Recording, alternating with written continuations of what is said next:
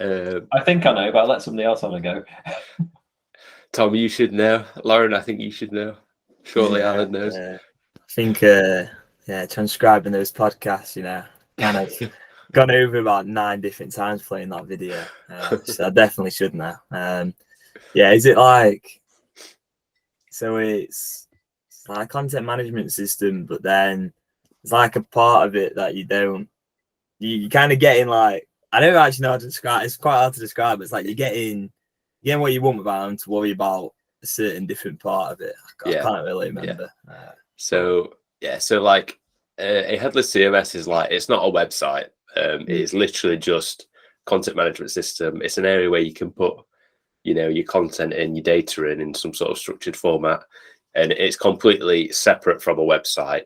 We attach the website onto it ourselves, and we get to define what the website does with all of that data structure that we've put in place in our CMS. So that's like the difference between, I suppose like classic CMSs, you've got the website all built into one. So like the classic WordPress example, it's like this massive CMS, and then you've got this PHP website as well that just gets shoved out the other side of it. So Sanity specifically comes like basically empty. It's a blank canvas. So we get to define exactly what sort of documents and blocks and like all these like various page, I suppose, data structures exist. And we get to define exactly what they look like, which is nice for us, because especially we're going from no CMS and then we're going to slowly start implementing one. So we can be like quite smart into how and when we start like building in certain page types. We're not going to have all these like page concepts that are just staying unused forever. We can just like smartly, iterate and improve and add those extra bells and whistles as we go along, as we need. So Sanity specifically flexible. It gives us a nice studio to work with. It's a nice modern like application that you get to use. I don't know if you guys have used it. I think some of you might have briefly. Is Sanity all kind of software as a service, all kind of in the browser? Yeah. So yes. So a bit more on that is at the bottom there. It says we host the studio application. So they provide us with the hosting for the database and the API, and they give us a really, really good API that allows us to like query in such a specific way. For like the stuff that we need, we can go like really in depth. But we don't have to build any of that API. They just give us this like really diverse query language, so we can ask for very specific things. So they give us all that out of the box. They host that for us. All we do is we end up putting an app together that basically they build for us out of the box, that just interfaces with that, and we host that so you guys can log onto it and then start using the CMS itself. So if that's confusing, I hope I'm not confusing you, but I felt like that might be a little bit confusing. They give us a database and an API. We put this like front end layer that you guys log into as the editors. That's basically all we do. And like I said, the API is just like super diverse. It allows us to make like some crazy queries to just get like any type of data that we want in sort of like transform the format that we would get it back like on the fly. So it's just like super useful for specific cases. So the image here, that's like basically what we host. We host this studio, and then that connects to what Sanity gives us. Just a bit more on that. So with Sanity, we get this like kind of like nice, simple, pretty intuitive studio, which is just, it's just a single page application. We can actually, with the latest version, we can actually host it like within our website. So you might go to hive.it/admin and log in, and then you'll see this. But I think a lot of the projects that use this, they actually have a separate like CMS website where you'd log in to do the content management, and then you'd have like the actual website where, John down the street might go to westernpark.org.uk, for example. So that's like the separate front end website. Is the studio in this case a kind of equivalent of a WordPress admin page? Is that? So what we studio equates to admin. Yes, yeah. So this is the studio application. That's what they give us out of the box, but we have full control over what, how much we want to edit that if we want to. but we're not going to go into like the nitty-gritty of changing how the application works. They actually give us the tools to define all of these things. So as we can see here, the page, the post categories and stuff, we get to define all that. So on to my next point is that like Sanity comes completely empty. Like, so this is like kind of what you get when you first spin up the studio. You have absolutely nothing. So you get to choose exactly what you want, which is kind of nice because like WordPress, you've always got the page, the post, like all of these like horrible like links down the side that nobody ever wants to click and use. Yeah. So it's nice and clean in that regard for sure. So what we'd probably first need to define is like what documents are we going to have. And then a little note there from the Sanity website is a document. A document is what you create and edit in the studio. All other types you may define live inside the document. So, you know, when we talk about blocks, they're going to live within the document. You know, a document type might be podcast, for example. We've got a few podcasts. You know, we'll be able to create a new podcast. So a podcast is a document. That's an instance of one document. Podcast in general, that's like a document type, if that helps. Yeah. So any item of which we have multiple could be added to our CMS as a document. So yeah, like what I just said about the podcasts. I've just come up with a few ideas of what we might have for the Hive website. We've got pages. That's like just a general page, podcasts, clients, team members, and careers. We'd have like multiple instances of those. You know, you can see that's kind of like a generic type of which you'd have multiple of. So, you know, you've got career A and career B, or job opportunity A, job opportunity B. So we need to like outline what we want. I think we don't need to do it all up front for the website, because I think we're going to like iteratively just add new features or iteratively wire up more of the website to the CMS. Yeah. So it's like a step-by-step thing. But we just kind of, it'd be good to get like the order of things laid out ahead of time so that we can just sort of, you know, start doing it. But we don't need to be super defined all of it at the beginning. I suppose you can do that all on the fly. So yeah, so documents like your top level items, and we have to define what they are. So within a document, we're going to have multiple fields. So yeah, if we've got as an example there, we're just looking at an event on the image. We've got the title field. The slug field is used to like keep your URL to that, what would be a page, unique. Got some description text. We've got a list of categories, but that's actually a list of a reference to another document type. So a bit of a clue there on the previous slide. You know, one of the documents was event categories. So obviously you can create multiple event categories and then you can reference them here to get that like relationship and start creating like a network of data. So yeah, these are like the building blocks of what we can create within Sanity out of the box.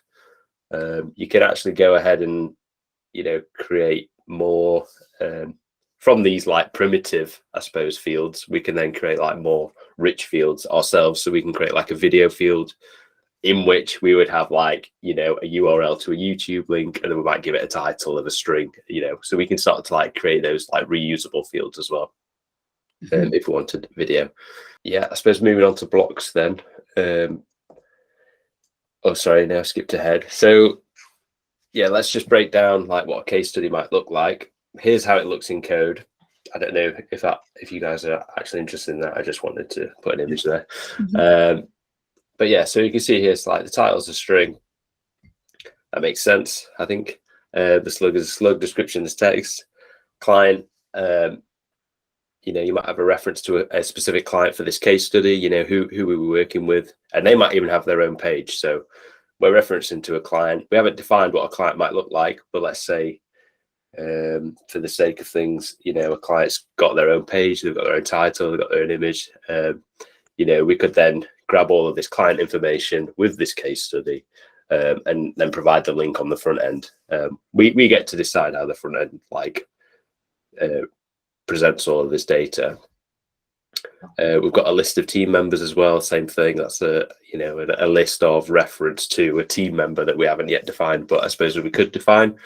And then we've got a content, which is a list of our blocks, which we have also yet to define. So let's move on to looking at some blocks then. Yeah, so what are our blocks? We get to define our own blocks and their properties as we did with the page. So I think, Alan, you might be familiar with some of these images, so probably all of them. Yeah, we get to define exactly where we implement some of our content into our website. So we don't necessarily need to build all of our page in the CMS. We can actually let the website, we'll let the website control that, and we'll just like provide this bit of content within this section of the page. But we have the option to like create these blocks that all like look like these, for example. So we get to choose like the flavor of the page itself based on like the order and the block selected. So yeah, a lot of these blocks are like relatively simple, I say, but that's not like an issue. It's just like, they're all like, oh, here's an image, here's title, here's some text, but they all look like vastly different. So that's just something to be aware of. So we need to differentiate from like what we see as a block, which is like a lot of these here, these all look like blocks, they're square for one. They're all like self-contained. It makes sense to think, oh, that's a block. And I've actually even labeled this is our block. But actually there's a difference between a block in our content and what we see on the front end. So I'm going to introduce like the concept of a component. Yeah. So here we've got two of like the same block across two different websites. They're using completely different code bases and they look different. So we've got a data structure, and then we've got ways in which we can present that data. So the component is the front end, the visual, and the back end is the block and the structure of like data. Which is fine. So we need to decide like, do we say on the team page we have the content blocks look like this, and then on the the front the home page, for example, if we have a content block, does it look like something else? Or do we say we're going to have the team page block, or we can call it whatever we want, but like if we want it to look like a specific thing, do we need two different blocks in the CMS? Is what I'm saying. Where do we make the decision to use this component with this block? I suppose we need to define. So there's a bit of like organization here in terms of like the design coming through from the CMS. And I'm not sure if I'm articulating that very well, but so there's like, I'm trying to think of good examples off the top of my head. So this is like a relatively simple component or block to explain, it's just a title and content, but we need to just like say exactly when do we define, I don't know, it's like a way of working. I suppose some better examples would have been better, but no, that makes sense. Yeah, it does. We just need to define, do we have a content block vertical or something, it has a vertical layout, or do we just say we've got content blocks in general in the CMS, but then on certain pages we're going to use the vertical layout? We just need to decide, do we want that flexibility to use both types of layouts on all pages, for example? So it's just a little caveat. I guess where we're using kind of the content, and understanding how many different orientations that might be in different pages, and I guess it's just so we're not kind of rewriting the same text over again. It's we're reusing the same content, but it might visually look different. And where it's placed. Yeah, exactly. And then there's also, the front end can infer some logic. So say if we've got like, we don't want to have all these content blocks in a row looking the same, the front end can say, well, we're going to make this one red, green, blue, purple, like we kind of have on some of our pages. I think the case studies are a bit like that, or maybe it's the jobs, they kind of like change colors to go down. We can either set that explicitly in the CMS if we want to, but if we do want to do that, then we need to like think about that ahead of time. We probably add a color, some sort of like color field and we'll give like options of the available colors, and then the website would follow suit in that instance. So yeah, just a little pitfall here, or just something to be aware of. So not all content that we want to show on our attached front end needs to be explicitly outlined in the CMS. So I've written a little example here. So a hypothetical featured podcasts block added to our homepage in the CMS. It only needs to notify our front end that we are going to display some podcasts here that are featured. It doesn't need to say, right, we need this one and this one and that one and that one.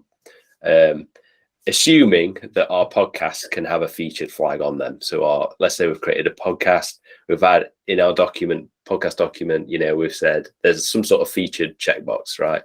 Mm-hmm. The front end can go away and say, oh, right, okay, there's a placeholder here. We've added this block, but there's nothing in it. It's just the featured podcast block, right? The front end then can go and say, it's connected to the CMS. It has access to everything in the CMS. It can say, all right, get me the 4 latest featured podcasts. And then the front end can handle like the displaying of those in the component. So so that's where there's a bit of disparity between like the component and what's actually going on in the CMS. It's not always like the one-to-one mapping of like fields to like component details. The front end can like do a bit of magic to like sort of say, well, we've been given a featured podcast block here, but that might just be a placeholder, and then the front end says, hey, I need to go and get those featured podcasts and present them in this component. So in the front end, are there like specific queries for that are going on, like API calls and what have you? Yeah. So that'll happen sort of automatically. That's perfectly possible. So it depends how we want to build this. So there's kind of 2 ways here. The first one, this example, it's like the podcasts are featured. We've set podcasts to be flagged as featured, or we could feature them sort of manually by using a featured podcast block, and just by literally like sort of reference them, like listing them in there, they have then been featured on the homepage because they're now featured on the homepage. So it's just like 2 different ways of working. So, do we want to like flag podcasts as being featured, or do we drag them into the homepage featured block and feature them that way inside in sort of like that manual way? So it's, it's just something to be aware of. The front end can be used like smartly to kind of like make these shortcuts if we need to. I hope that makes sense. Cool. Rendering our blocks on the front end. So if not everything needs to be outlined within the CMS, where do we draw the line? And that's just like reiterating on what I was just saying. Like, we need to decide like, where does the front end take over, or how explicit do we want to be in the CMS with like what we're showing. We have the power over both. So it's just a case of like just defining how do we expect it to work, because we've got these like 2 separate systems. One's a content management system, one's a front end website. The front end website, I suppose, has like the most power because it's like actually showing things. So we just need to know as developers like how much flexibility do editors want to be able to like choose exactly what's shown in there. So I suppose if you bake it into like the design documentation in the beginning, then you're going to get that at the end almost certainly. So just something to be aware of. So finally, so what does this mean? So we have the ability to define like different documents and blocks. I suppose it has been a bit of a whistle-stop tour. So if you have any questions, please feel free to ask now after this, or message me or whatever. I suppose it's quite handy for you, Alan, that you've been doing the Webflow stuff, if that's like similar, because I suppose you'll have like understanding and stuff across like sort of way of thinking. So using those created documents and blocks, we can begin to build a data structure that represents our site's content. We've got this beautiful website, or we will have. It is already beautiful, but it's going to be even better. In which we get to choose exactly where we sort of like shove in this content, and we get to decide how it's rendered as well. So that's in like both senses of we get to decide exactly how we work with our content, but then also like the CMS itself inherently lets you decide, what exactly you're showing. And then, just to reiterate as well, our website can access everything. So like you say, like I said before, the podcast situation, we don't necessarily need to be so explicit, dragging everything in. If, just be aware that like the front end can do a lot as well. We can query very easily to get all this like extra data if we need to. So we don't necessarily need to like make these super complex blocks if need be. So that's it. Oh, it's really good.